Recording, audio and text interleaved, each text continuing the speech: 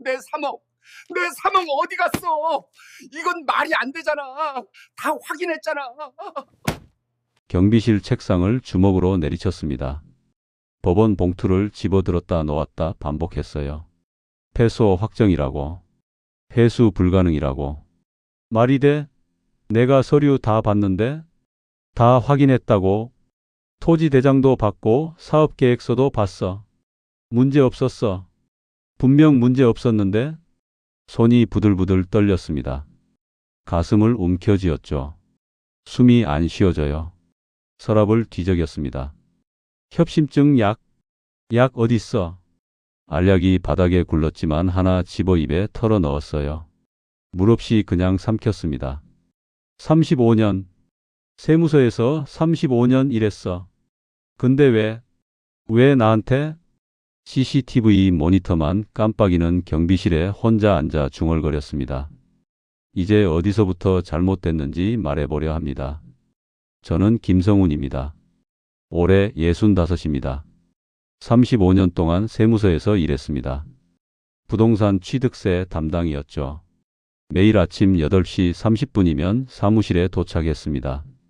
책상 위에는 어김없이 부동산 서류 뭉치가 쌓여 있었어요. 등기부등본, 토지대장, 건축물대장.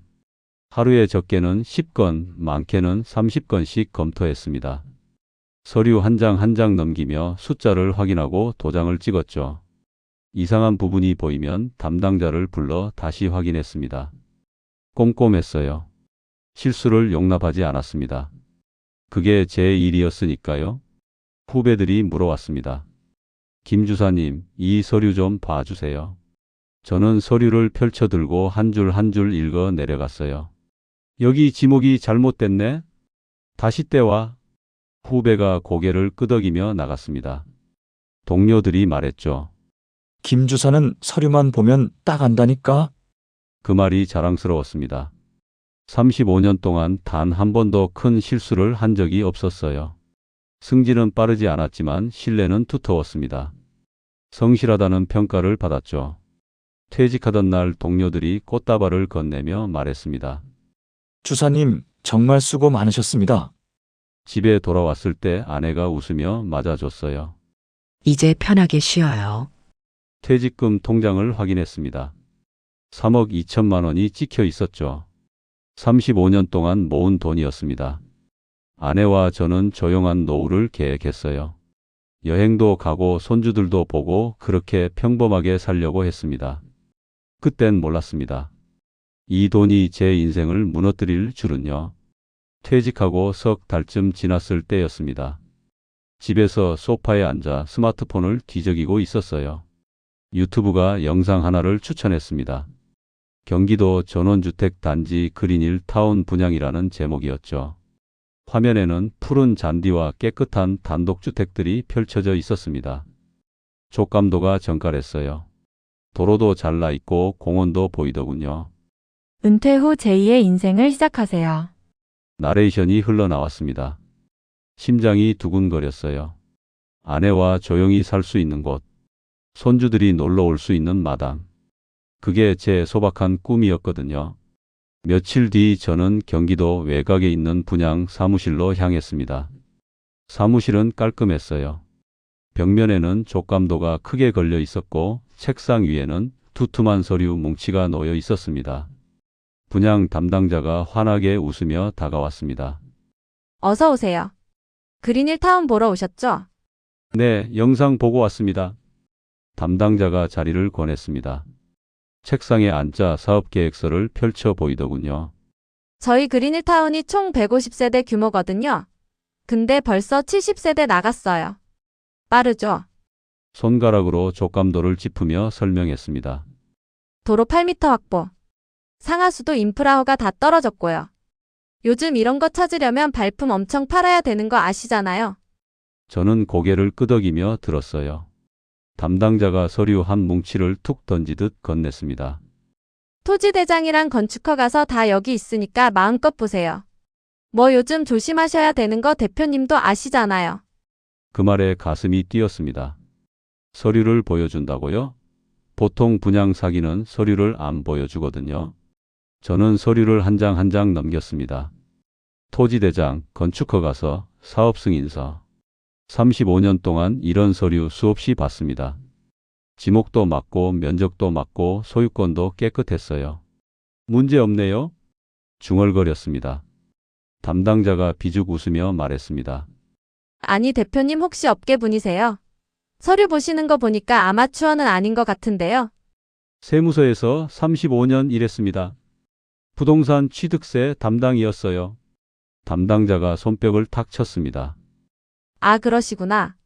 그럼 뭐 제가 설명 안 드려도 되겠네요. 대표님이 더 잘 아시겠는데요. 저희 서류 깨끗한 거 보이시죠? 요즘 부동산 사기 뉴스 맨날 나오잖아요. 근데 저희는 정식으로 다 받은 거니까. 건설사도 중견인 거 보이시죠? 저는 다시 서류를 들여다봤습니다. 건설사 이름도 낯익었어요. 중견 건설사였습니다. 분양가는 어떻게 되나요? 평당 600. 30평형이면 1억 8천. 프리미엄 타입은 3억인데 뭐 대표님 같은 분들께서 많이 찾으시는 타입이에요. 은퇴하시고 여유 있게 사시는 분들이요. 3억. 제 퇴직금으로 딱 살 수 있는 금액이었습니다. 담당자가 팔짱을 끼고 말했습니다. 근데 솔직히 말씀드리면요. 이번 주 안에 결정하셔야 돼요. 다음 주에 서울 분들 2팀 더 오거든요. 프리미엄 타입 남은 거 3채밖에 없어요. 대표님께서 더 잘 아시죠? 전문가시니까요. 집에 돌아와 아내에게 말했습니다. 여보, 오늘 전원주택 분양 사무실 다녀왔어. 아내가 설거지하던 손을 멈췄습니다. 전원주택이요? 갑자기요? 그린힐 타운이라고. 경기도 외곽인데 괜찮더라고. 저는 스마트폰으로 사진을 보여줬습니다. 여보, 근데 그거 믿을 만한 곳이에요? 아내의 목소리에 불안이 묻어났습니다. 저는 고개를 끄덕였습니다. 나도 그래서 서류 다 확인했어. 토지대장, 건축허가서, 사업승인서 문제 없더라고. 내가 35년 동안 이런 서류 봤는데 이건 확실해. 계약금 3천만 원을 입금한 건 그 주 금요일이었습니다. 잔금 2억 7천은 2달 뒤에 치르기로 했죠. 담당자가 말했습니다. 어머, 대표님, 진짜 현명한 선택하신 거예요. 이 가격에 다시 안 나오거든요. 대표님 전문가니까 더 잘 아시잖아요. 집에 돌아와 아내와 함께 족감도를 펼쳐놓고 이야기했어요. 거실은 남향으로 하고 마당에는 텃밭도 만들고요. 행복했습니다. 그때까지는요. 2달 뒤 잔금을 치렀습니다. 통장에서 2억 7천만 원이 빠져나갔죠. 순간 숨이 턱 막혔지만 곧 괜찮아질 거라고 스스로를 달랬습니다. 담당자가 전화로 말했습니다. 대표님 축하드려요, 진짜로. 이제 공사 시작되면 연락드릴게요. 한 달 안에 착공 들어갑니다, 대표님. 기다려주세요. 한 달이 지났습니다. 연락이 없었어요. 제가 먼저 전화를 걸었습니다. 저 그린힐 타운 계약한 김성훈인데요. 공사는 언제 시작되나요? 아, 대표님, 불안해서 그러시죠. 지금 인허가 절차 마무리 중이거든요. 곧 시작됩니다. 또 한 달이 지났습니다. 여전히 연락이 없었죠. 불안해지기 시작했습니다. 어느 토요일 오전 저는 직접 현장으로 향했어요. 내비게이션을 따라 1시간을 달렸습니다. 도착한 곳은 횡한 야산이었어요. 입구에 그린힐 타운이라고 적힌 현수막이 바람에 펄럭이고 있었습니다. 차에서 내렸습니다. 사무실이라고 적힌 컨테이너 박스가 하나 덩그러니 있었어요. 문이 잠겨 있었습니다. 이상한데? 중얼거리며 주변을 둘러봤습니다. 공사 현장은 보이지 않았어요. 중장비 한 대가 녹슨 채로 서 있었고 땅은 파헤쳐진 그대로였습니다. 풀이 무성하게 자라나 있더군요. 등골이 서늘해졌습니다. 다시 분양 사무실로 전화를 걸었어요. 저 김성훈인데요. 현장에 왔는데 아무것도 없던데요. 공사는 언제 시작됩니까? 목소리가 떨렸습니다. 담당자가 잠시 뜸을 들이더니 말했습니다. 아, 대표님, 제가 먼저 연락드렸어야 했는데 지금 건설사 쪽에서 자재 수급 문제로 조금 지연되고 있거든요. 곧 재개되시거든요. 걱정 마세요. 자재 수급 문제요? 그럼 언제 시작되는 겁니까? 다음 달 안에는 반드시 시작되시거든요. 제가 확인하고 연락드릴게요, 대표님. 걱정 마세요. 전화를 끊었습니다. 손이 떨렸어요. 집으로 돌아오는 내내 불안이 가슴을 짓눌렀습니다. 며칠 뒤 핸드폰에 카카오톡 단체방 초대 알림이 떴습니다. 그린힐타운 피해자 모임이라는 이름이었어요. 들어가 보니 사람이 46명이나 있었습니다. 메시지가 쉴 새 없이 올라왔습니다. 저도 현장 갔다 왔는데 공사 흔적이 없던데요. 분양 사무실 전화 안 받더라고요. 이거 사기 아닙니까? 가슴이 철렁 내려앉았습니다. 저만 느낀 불안이 아니었어요. 저는 메시지를 올렸습니다. 저는 서류 다 확인했는데 문제 없었습니다. 건축허가도 났고 토지도 깨끗했어요. 곧바로 답장이 왔습니다. 저도 서류는 봤어요. 근데 공사가 안 되잖아요. 허가만 받아놓고 돈만 받아먹은 거 아닙니까? 손이 파르르 떨렸습니다. 그날 밤 저는 계약서를 다시 꺼냈어요. 서류를 한 장 한 장 넘기며 읽었습니다. 토지대장, 건축허가서, 사업계획서. 문제가 없었습니다. 분명히 없었어요. 내가 뭘 놓친 거지? 중얼거렸습니다. 하지만 아무리 봐도 서류상으로는 이상이 없었습니다. 아내가 제 어깨에 손을 올렸습니다. 여보, 괜찮을 거예요. 당신이 확인했잖아요. 저는 고개를 끄덕였습니다. 하지만 가슴 속 불안은 점점 커져만 갔습니다. 석 달이 지났습니다. 공사는 여전히 시작되지 않았어요. 단톡방은 매일 폭발했습니다. 건설사 부도 났대요. 뭐라고요? 네이버 뉴스 떴어요. 그린월드 건설 법정관리 신청했대요. 손에 든 핸드폰이 미끄러질 뻔했습니다. 부도라고요? 급히 포털 사이트를 검색했어요. 기사가 떴습니다. 그린월드 건설 부도, 미분양 사태로 자금난. 머리가 하얘졌습니다. 분양 사무실로 전화를 걸었어요. 고객님이 전화하신 번호는 끊겼습니다. 다시 걸었습니다. 역시 똑같았죠. 다음 날 직접 분양 사무실로 달려갔습니다. 문이 굳게 닫혀 있었어요. 유리창에 법원 봉인 딱지가 붙어 있었습니다. 문을 두드렸습니다. 여기 사람 없어요? 저 계약자인데요. 아무 대답이 없었습니다. 주저앉아 바닥을 쳤어요. 단톡방에서 누군가 메시지를 올렸습니다. 변호사 통해서 집단 소송 준비합니다. 참여하실 분 댓글 달아주세요. 저는 떨리는 손으로 댓글을 달았습니다. 참여합니다. 일주일 뒤 변호사 사무실에서 모임이 있었습니다. 회의실에 40명 가까운 사람들이 모였어요. 다들 초췌한 얼굴이었습니다. 변호사가 말했습니다. 건설사가 법정 관리에 들어갔기 때문에 소송을 통해 채권자로 등록하셔야 합니다. 선임비는 1인당 500만 원입니다. 500만 원이요? 네. 소송 진행하려면 어쩔 수 없습니다. 통장에 남은 돈이 5천만 원이었습니다. 여기서 500을 또 내야 한다고요? 하지만 선택의 여지가 없었어요. 그날 집에 돌아와 아내에게 말했습니다. 여보, 소송 변호사 선임비로 500만 원 더 들어가. 아내의 얼굴이 굳었습니다. 500만 원요? 여보, 우리 통장에 남은 돈이 얼마인데요? 알아. 근데 이거 안 하면 돈 한 푼도 못 건지잖아. 아내가 주저앉았습니다. 눈물이 주르륵 흘러내렸어요. 당신이 전문가라며? 서류 다 확인했다며? 어떻게 이럴 수가 있어요? 그 말이 가슴을 후벼 팠습니다. 미안해. 그 말밖에 할 수 없었습니다. 며칠 뒤 아들이 찾아왔습니다. 식탁에 앉더니 낮게 말했습니다. 아버지, 엄마한테 들었어요. 전원주택 사기당했다고. 저는 고개를 숙였습니다. 아버지, 이제 그만 인정하세요. 아버지가 실수한 거예요. 뭐라고? 목소리가 나왔습니다. 아들이 한숨을 쉬었어요.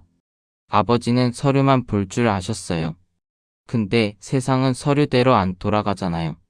제발 인정 좀 하세요. 그 말에 할 말이 없었습니다. 아들이 일어서며 말했습니다. 이제 그만하시고 집에서 조용히 지내세요. 엄마 더 힘들게 하지 마시고요. 문이 닫혔습니다. 저는 혼자 식탁에 남아 있었어요. 그날 밤 잠을 이룰 수가 없었습니다. 계약서를 다시 꺼내 펼쳤어요. 랜턴 불빛 아래서 한 장 한 장 넘겼습니다. 내가 뭘 놓쳤지? 대체 뭘 놓친 거야? 중얼거리며 서류를 뒤적였습니다. 하지만 답은 나오지 않았어요. 새벽 4시쯤 가슴이 조이기 시작했습니다. 숨이 가빠왔죠. 아내를 깨웠습니다. 여보, 가슴이 아파. 병원 가야겠어. 소송은 1년 반이 걸렸습니다. 그동안 단톡방은 점점 조용해졌어요. 포기한 사람들이 하나둘 나가기 시작했습니다. 저는 매일 불안 속에서 버텼어요. 잠도 제대로 못 잤습니다. 드디어 1심 판결이 나왔습니다. 법원에서 온 등기 우편을 뜯었어요. 손이 떨렸습니다. 원고 패소. 그 네 글자가 눈에 들어왔습니다. 판결문을 읽어 내려갔어요. 분양계약 자체는 유효하나 건설사 파산으로 계약 이행 불가능. 채권자 목록에 등재. 회수 가능 예상 금액 5천만 원. 5천만 원이라고요? 3억 주고 산 게 5천만 원이요? 눈앞이 캄캄해졌습니다. 판결문을 쥔 손이 부들부들 떨렸어요. 갑자기 가슴을 쥐어짜는 통증이 왔습니다. 으윽! 비명이 나왔습니다. 판결문이 바닥에 떨어졌어요. 가슴을 움켜쥐고 주저앉았습니다. 숨이 안 쉬어졌어요. 여보, 여보. 아내가 제 어깨를 흔들었습니다. 구급차를 불렀죠. 응급실로 실려갔습니다. 의사들이 뛰어다녔어요. 심전도를 찍고 피를 뽑았습니다. 협심증이 심해졌습니다. 지금 당장 스텐트 시술 들어가야 합니다. 의사가 급하게 말했습니다. 수술실로 들어갔어요. 마취가 되고 정신이 흐려졌습니다. 깨어났을 때는 중환자실이었습니다. 팔에 링거가 꽂혀 있었어요. 아내가 옆에서 울고 있었습니다. 여보, 정신 차려요. 저는 천장을 바라봤습니다. 눈물이 흘러내렸어요. 3억이 날아갔어. 중얼거렸습니다. 퇴원하고 집에 돌아왔습니다. 통장을 확인했어요. 수술비까지 나가고 남은 돈은 1,000만 원이었습니다. 일해야겠어. 아내가 손을 잡았습니다. 여보, 당신 몸 상태로 무슨 일을 해요? 의사가 안정 취하라고 했잖아요. 하지만 선택의 여지가 없었습니다. 구인 사이트를 뒤적였어요. 아파트 경비원 모집, 65세 이하 가능, 12시간 교대 근무. 클릭했습니다. 며칠 뒤 면접을 받습니다. 관리소장이 물었습니다. 건강은 괜찮으세요? 12시간 교대가 얼마나 힘든데요? 괜찮습니다. 시켜만 주세요. 다 잘합니다. 거짓말이었습니다. 다음 주 월요일부터 출근했어요. 첫 야간 근무를 마치고 집에 왔을 때 온몸이 쑤셨습니다. 가슴도 조이듯 아팠어요. 약을 먹고 누워도 통증이 가시지 않았습니다. 그래도 나가야 했어요. 한 달에 200만 원. 그걸로 생활비를 대고 약값을 내야 했습니다. 체중이 점점 빠졌습니다. 10kg이 줄었어요. 밥맛이 없었거든요. 경비실 거울을 보면 낯선 사람이 서 있었습니다. 지금 저는 아파트 야간 경비로 일하고 있습니다. 밤 8시부터 다음날 아침 8시까지요. CCTV 모니터를 지켜보고 순찰을 돌고 택배를 정리합니다. 한 달에 200만 원. 협심증 약값 15만 원 빼면 185만 원이 남습니다. 그걸로 우리 부부가 살아야 해요. 주민들이 경비실로 들어옵니다. 경비 아저씨, 택배 좀 찾아주세요. 저는 고개를 숙입니다. 네, 알겠습니다. 35년 동안 세무서에서 고개 들고 다니던 사람이었습니다. 지금은 경비 아저씨예요. 밤마다 가슴이 조입니다. 약을 먹어도 통증이 완전히 가시지 않아요. 수술한 지 6개월이 지났지만 몸은 예전으로 돌아오지 않습니다. 체중은 10kg 넘게 빠졌어요. 거울 속에는 늙어버린 노인이 서 있습니다. 경비실에 혼자 앉아 있으면 견딜 수가 없습니다. 나 때문에 중얼거립니다. 나 때문에 우리 가족이 이렇게 됐어. 목이 메옵니다. 얼굴을 두 손으로 감싸서 애써 울음을 감춰봅니다. 어깨가 떨립니다. 꺼이꺼이 소리가 새어 나와요. 참으려고 해도 멈출 수가 없습니다. 아내는 더 이상 웃지 않습니다. 아들은 연락도 뜸해졌어요. 다 제가 망쳐놓은 겁니다. 저는 전문가라고 믿었습니다. 아니, 전문가인 척 했습니다. 35년 동안 사무실 책상에서 서류만 봤어요. 등기부등본, 토지대장, 건축허가서, 숫자와 도장만 확인했습니다.